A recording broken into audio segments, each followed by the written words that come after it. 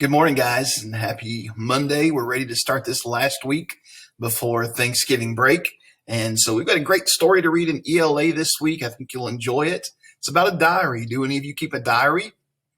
Maybe some of you girls do. I don't know. But if you've kept a diary before, then you know what it's like. If not, you're going to keep one for me for an assignment this week. We're going to do a little writing activity with this story each day that you put a diary entry onto your assignment. So we're going to take a look at that in just a little bit. But before we do, let's get ready to read today with a look at 5 vocabulary words that we're going to see as we read the story. So here we go. Let's take a look at these. By the way, if you want to get your reading book out before we start the lesson, you need it open to page 214. And that way you can follow along with the lesson today. So here we go. This first word, you can see that's burst.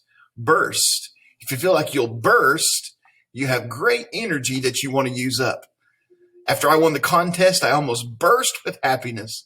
Have you ever felt so excited that you're just going to burst? Or maybe your team won tug of war at field day and you just burst with excitement. So apparently in our story, somebody's going to burst with excitement. The second word is opportunities. Opportunities. If you have opportunities, you have chances to make something good happen. Take advantage of any opportunities you're given to travel. So opportunities, you have opportunities every day, don't you?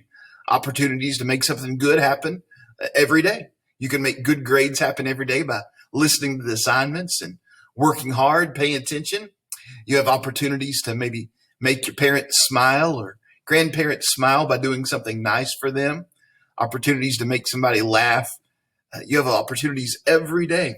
Chance to make something good happen. Look at this word right here. Maybe not a word you've seen before. It's immigration. Immigration. You may have heard about it on the news. The job of immigration workers is to make sure that people who come to live in a new country have followed laws about moving. Immigration officials checked our passports as we crossed the border. So as you go from one country to another, there's immigration workers. When I traveled to Costa Rica a couple of years ago, you have to have your passport to go to another country. When we got into Costa Rica, we had to go through immigration, and they checked our passports, they checked our bags, and made sure we were doing everything that we were supposed to be doing the right way. And then we came back into the United States. They were even stricter as we went back into immigration, coming back into the country where we're from. They ask a lot of questions and make sure you're not doing anything illegal. So that's the job of immigration workers, people who talk to people who are coming across the border into a new country. And we've got 2 more here on the next page. Ooh, uh-oh, where'd they go? I messed it up. I've been good at that. Here we go. Refugees is the next word. Refugees. Refugees are people who must leave their countries because of war or other serious problems.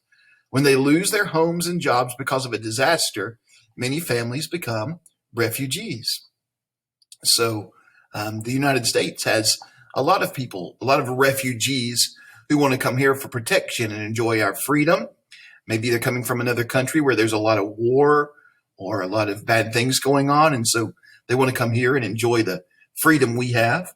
But when they do, they've got to do it the right way. Got to go through those immigration workers, right? And make sure that they're here following the laws of immigration. But it's good to help refugees who are people who need some help. And then amazing. If something is amazing, it's very surprising and wonderful. I just read an amazing book. I think you're pretty amazing. You do some pretty great things every day, and I'm proud of all the hard work you're putting into this school year and doing this online. You're pretty amazing that you're getting these things done and doing so well at them. I'm proud of you. So there's our 5 vocabulary words. We'll review them again this week, but we need to know those as we read the story today. Before we read the story, let's talk about this. Do you like to predict things? You know, the weatherwomen, they like to predict what the weather's going to be like during a day, don't they? And when we're reading, we can make predictions just like that. We can make and confirm predictions. So a prediction is a guess you make about what's going to happen in a selection or in a story. So we can make a prediction before reading. We look at the cover, we read the title, we look at the text features and illustrations, and then we predict what the text will be about. Let's do that right now. You want to? Let's take a look at the first page of our story, and it's called My Diary from Here to There. So let's make a prediction about what the story is going to be about. Okay. Story by Amanda Irma Perez. Illustrations by Maya Cristina Gonzalez. What do you predict our story is going to be about? So the title says My Diary from Here to There. So that makes me want to predict that there's going to be some traveling in our story, don't you think? Because they went from here to there. And so somebody's traveling. I predict there's going to be traveling. And I think it's going to be this girl here. She seems to be the one that's holding the diary. She's got some kind of book in her hand. So I'm going to predict this girl, and I see a car. Looks like it's loaded with luggage. To me, it looks like it's kind of in the deserty area. I'm going to predict, and I've not read the story, but I'm going to predict this girl and her family are traveling from Mexico into the United States. That's what my prediction is, because this just looks like the deserty area of Mexico, and I bet they're coming to the United States. And since one of our vocabulary words is refugees, I think maybe they're running from something. Maybe there's something they're scared of, and so they're coming for protection, maybe. That's my prediction. What do you think? Do you agree with me? Do you disagree with me? It's okay. You can have your own prediction, but that's what it means to predict. We'll confirm our prediction as we read the story. We'll see if we were right, if I was right or not, if you were right or not. And then we can predict while we're reading. Like, okay, this has happened. What do I think is going to happen next? So we stop and think about what we read. What do we think will happen next? Sometimes you might have a question as you're reading, or maybe taking some test. It says, what do you predict will happen next? And that's while you're reading. You already know a little bit. So what do you think is going to happen next? And then after you read, you confirm or you adjust your prediction. You could say, was I right? Yes, you were right, or no, you weren't. So predicting, you can do it before, during, and after the story. So we've predicted what we think our story is going to be about. We'll confirm it in a little while. Now, this is the author of our story. Amanda Irma Perez was born in Mexico. Oh, maybe there's another clue. Maybe I am right. And she moved to the United States with her family. As a young girl, she learned English by reading books. Miss Perez grew up and worked as a teacher for 25 years. In 1998, she wrote her first story in English and Spanish. She was excited when her book, My Very Own Room, Mi Propio Cuartito, was published. The story features details from her own life, including family photos. Miss Perez lives in California and continues to write stories and poems. She hopes her books will help people realize that everyone has more similarities than differences. So maybe she's thinking about, even though she's from another country and lives here now, we're more alike than we are different. Maybe so. So I'm anxious to read her story, but here is the author. Let's get into our story now. No, you need to be on page 214 in your reading book, please. Page 214. I'm going to zoom out a little bit here. It's pretty close up. I think we'll be able to see more on the next page, hopefully.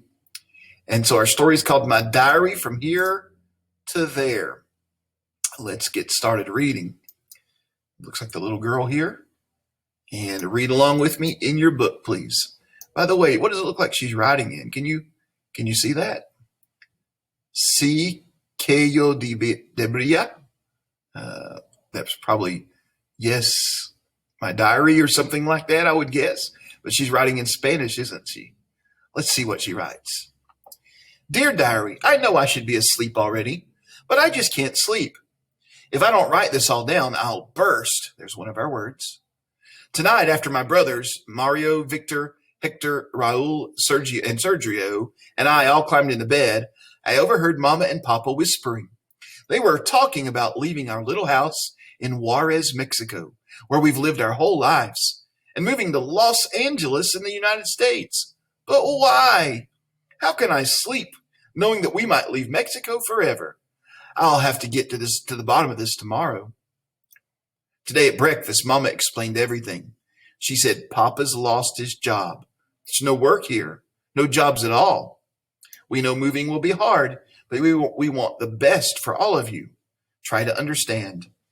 I thought the boys would be upset, but instead they got really excited about moving to the States. The big stores in El Paso sell all kinds of toys. They have escalators to ride, and the air smells like popcorn. Yum. Am I the only one who's scared of leaving our home, our beautiful country, and all the people we might never see again? So how's she feeling about leaving? Her brothers are excited, but she's not too excited about it, is she? She seems to really like Mexico and all her friends there. Next page. My best friend Michi and I walked to the park today. We passed Don Nacho's corner store and the women at the tortilla shop, their hands blurring like hummingbird wings as they work the dough over the griddle. At the park, we braided each other's hair and promised never to forget each other. We picked out a smooth, heart-shaped stone to remind us always of our friendship, of the little park, of Don Nacho and the tortilla shop. I've known Michi since we were little. I don't think I'll ever find a friend like her in California. You're lucky your family will be together over there, Michi said. Her sisters and father work in the U.S. I can't imagine leaving one in our family behind. So there's our diary writer, our narrator, and her best friend, Michi. They're about to be separated, aren't they? Have you ever had to move away from a good friend? It's hard. Let's read on. Okay, diary, here's the plan. In 2 weeks, we leave from my grandparents' house in Mexicali, right across from the border from Calexico, California. We'll stay with them while Papa goes to Los Angeles to look for work. We can only take what will fit in the old car Papa borrowed. We're selling everything else. Meanwhile, the boys build cardboard box cities and act like nothing bothers them.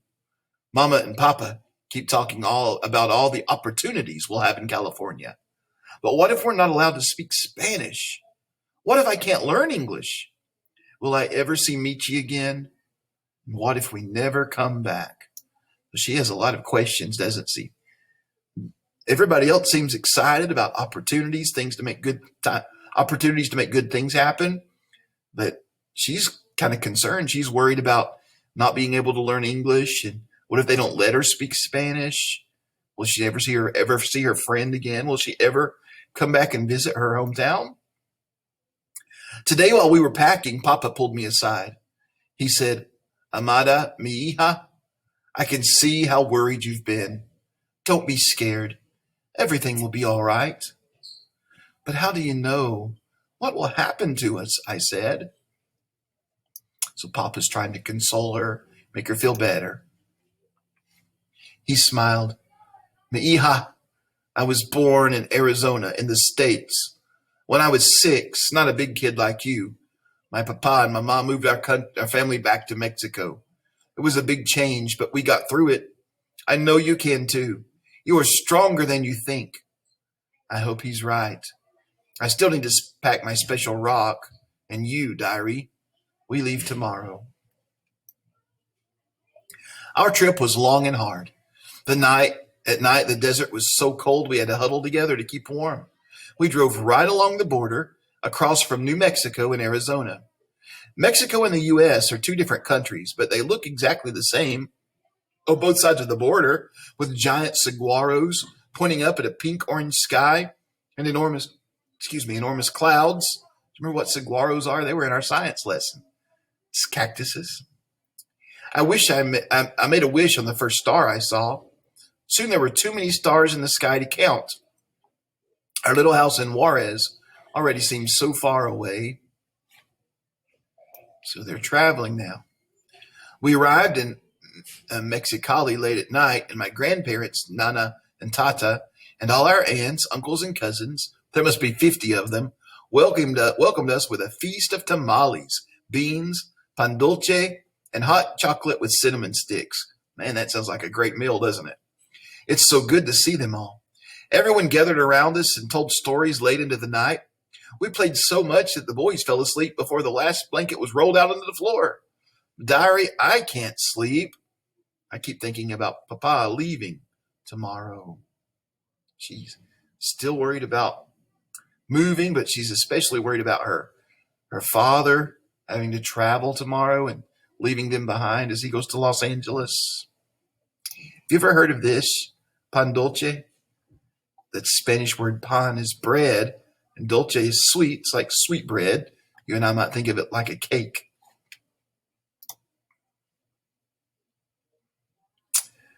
Papa left for Los Angeles this morning.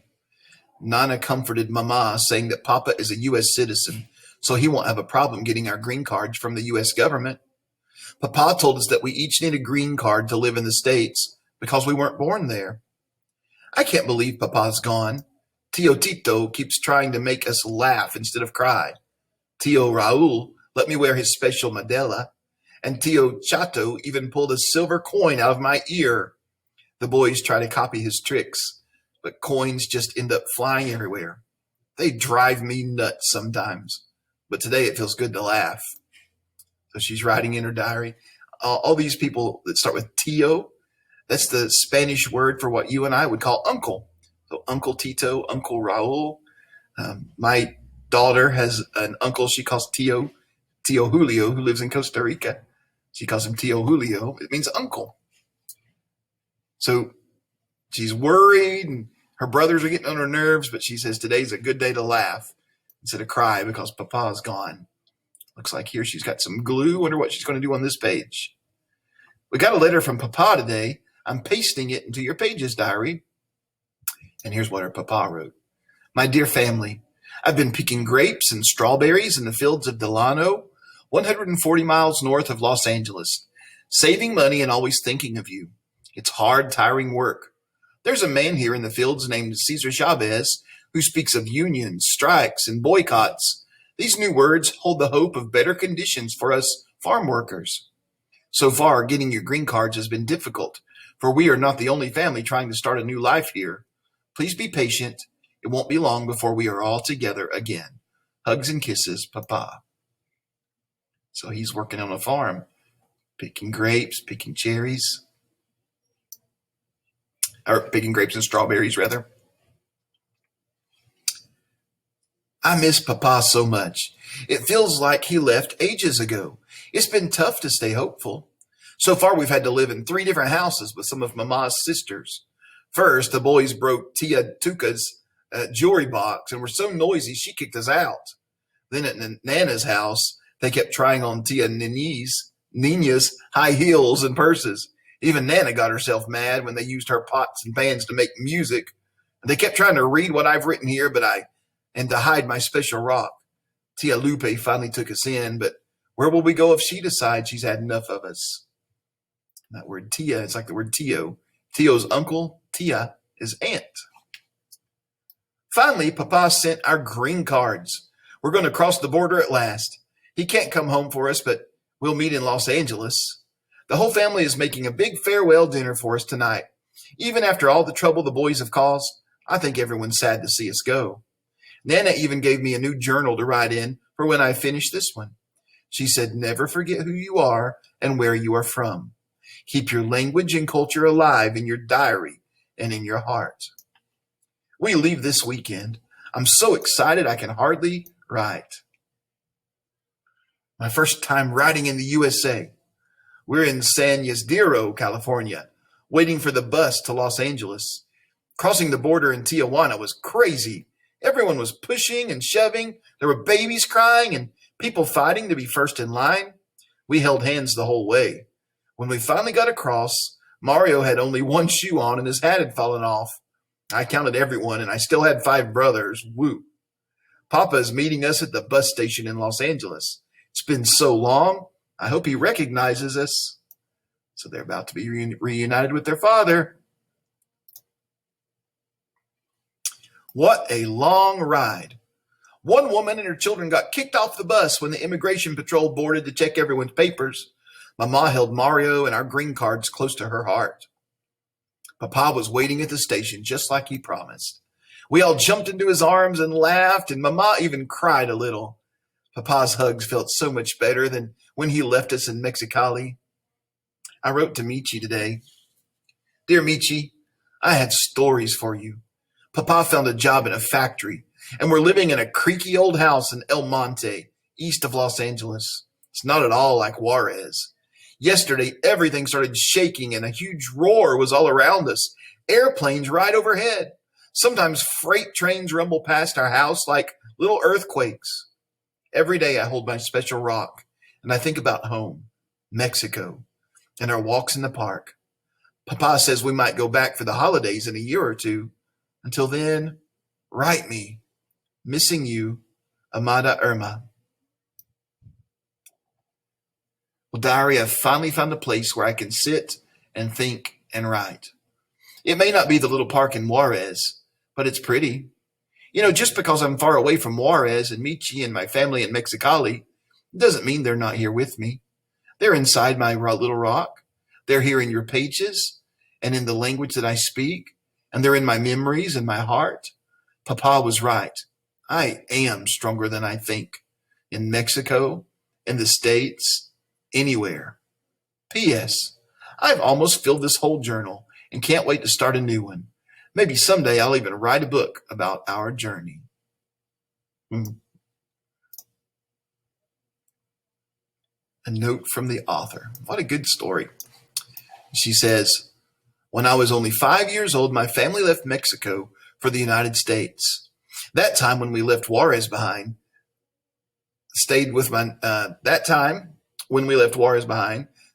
Nana in Mexicali, waited breathlessly for my father's letters, was exciting but also painful.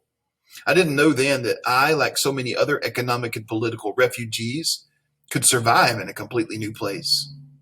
As a teacher, I've heard many amazing stories from my students about their own journeys from one homeland to another.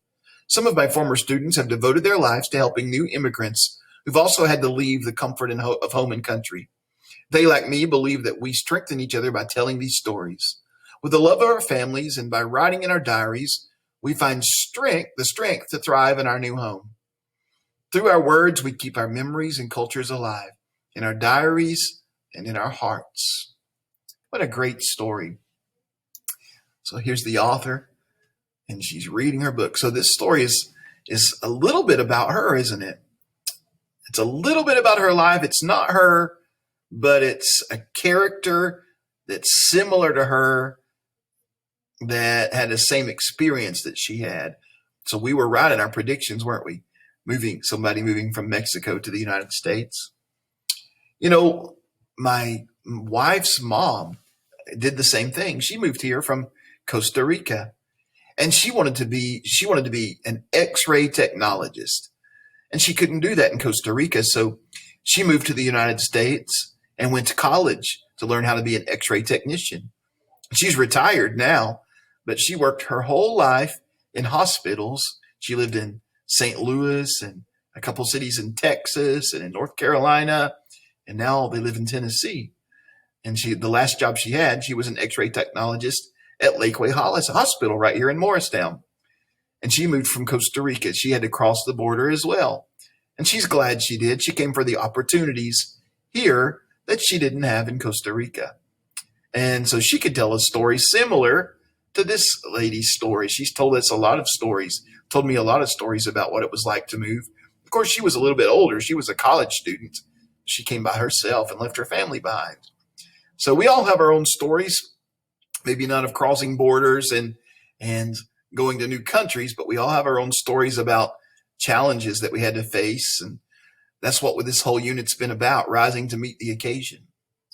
So I will read this story again with you. What is today? Monday. I'll read it with you again on Wednesday. And so we'll talk some more about this story and we'll look at the genre of the story a little closer. But let's move on today, because this is kind of a long lesson today. Let's move on, and we'll come back to the story again tomorrow, but let's move on to our vowel sounds today, our decoding today, okay? And so we're looking this week with spelling words that have these three sounds. Either the R sound, like card, or the air sound like pear, or the ear sound like fearless? So R, air, and ear. So let's take a look at these words and let's find the sound. Nearly. That's the ear sound, isn't it? Notice how it's spelled here. E-A. Card. R. That's that first one. Card. Declare. Air. That's the second one. Cheery. Ear. Cheery. Pear. That's the air sound. Scarf. R. It's the R sound. Reindeer. Ear. I noticed this one and this one both have two E's and an R. Cheery. Reindeer to make the ear sound. Tearful. That's the ear sound, but look, it's got an EA. Fairy. Air. This middle one. Spare. Air. Steer. Ear.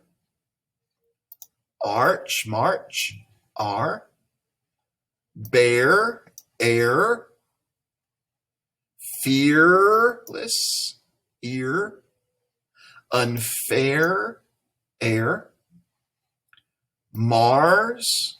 R. Yearly. Ear. Haircut. Air. Sneer. Ear. Stare. Air.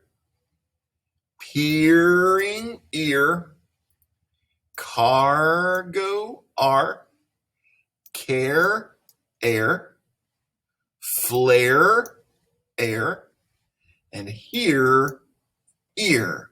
Did you notice any patterns in the spellings? For the ear sound, I noticed one right off. For the ear sound, we see in these words E-A-R. Well, that makes sense because what does E-A-R spell? It's your ear. Ear. Or it might be E-E-R. Ear, like cheery. So if you look at these words, two ways that you can make two vowel spellings of the ear sound is E-E-R and E-A-R. And this air sound, well, I've seen A-I-R, which spells air, right?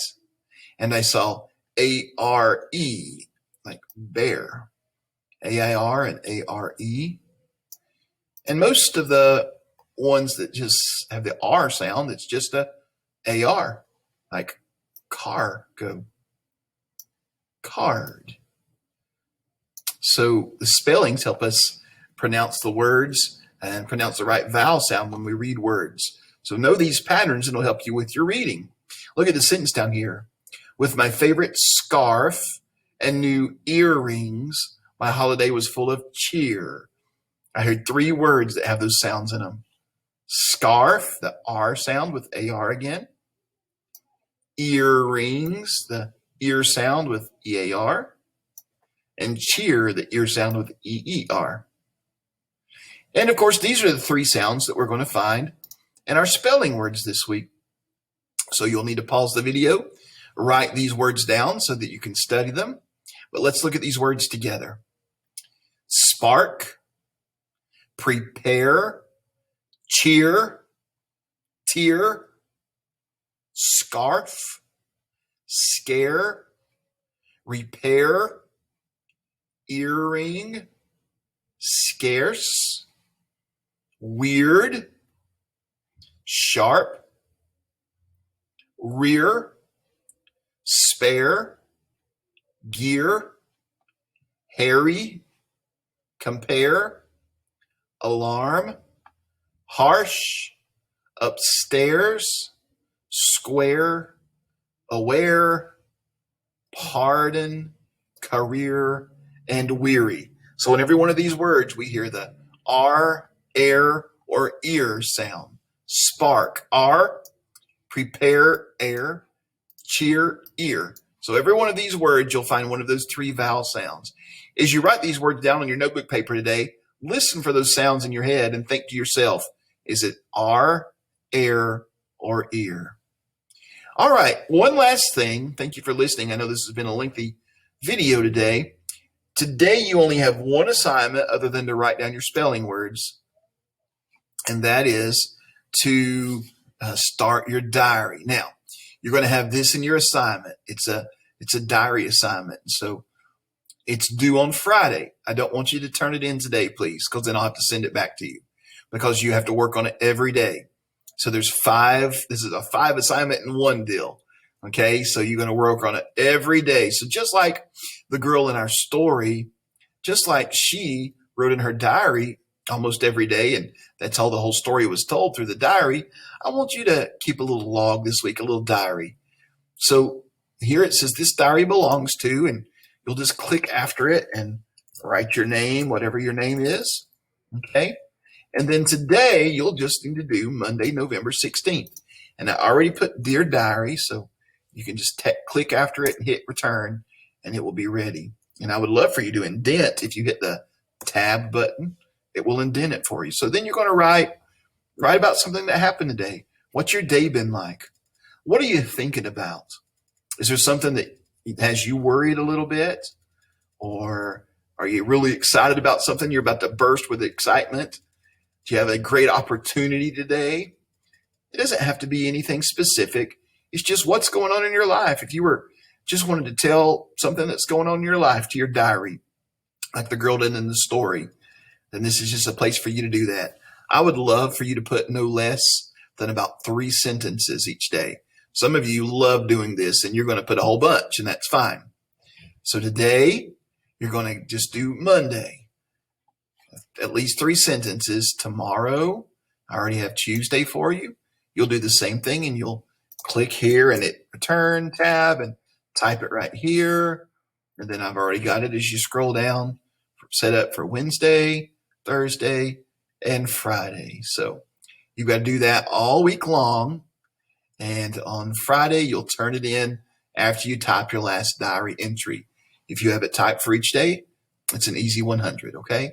I want you to think about, as you type, I want you to think about using correct spelling, correct punctuation. Make sure you start your sentences with a capital letter. Make sure you end them with a period. Think about how words are spelled. You know, in our docs here, if we accidentally spelled a word wrong, like if I put today was, did it catch it? It doesn't really catch those misspelled words, does it? Like some programs do. So make sure you spell them correctly, and it will exactly what I want you to do. Just a little diary entry for each day. Be a good writer. Grammar, spelling, capitalization, all that. Do it well, okay? All right, enjoy your diary time. Write those spelling words down, and that's all you have to do for me today. See you tomorrow.